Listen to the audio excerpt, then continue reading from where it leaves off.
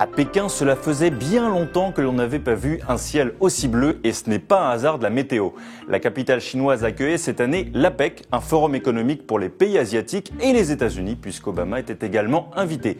Et pas question de montrer au monde entier que Pékin est l'une des villes les plus polluées au monde. Alors le régime a pris des dizaines de mesures anti-pollution et le ciel est miraculeusement devenu bleu. Sur les réseaux sociaux, les internautes ont bien entendu moquer cette soudaine attention de la Chine pour la qualité de l'air. Un néologisme est né, le bleu APEC, pour désigner la couleur du ciel et plus généralement tout ce qui est beau et qui ne dure pas. Et même le président chinois a commenté ce nouveau mot à la mode.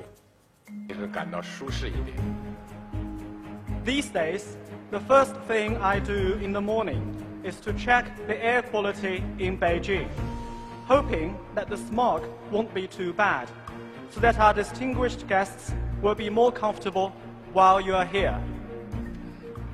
Some people call the clear Beijing sky these days the APEC blue.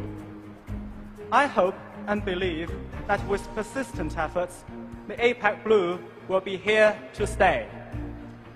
Un peu bizarre d'entendre le président chinois assumer que toutes ces mesures anti-pollution ont été prises pour ce sommet et non pour les Pékinois.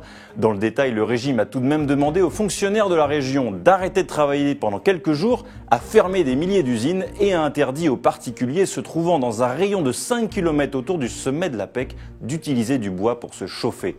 Mais si on suit cette logique, pourquoi ne pas avoir fait de même pour le marathon de Pékin il y a un mois? Regardez cette vidéo et demandez-vous si vous auriez envie de faire un jogging sous un tel nuage de pollution. En réalité, la Chine, de loin le premier pollueur mondial, ne prend pas du tout au sérieux le problème de la qualité de l'air. Une étude montrait récemment que 670 000 personnes en Chine étaient mortes en 2012 à cause de la pollution.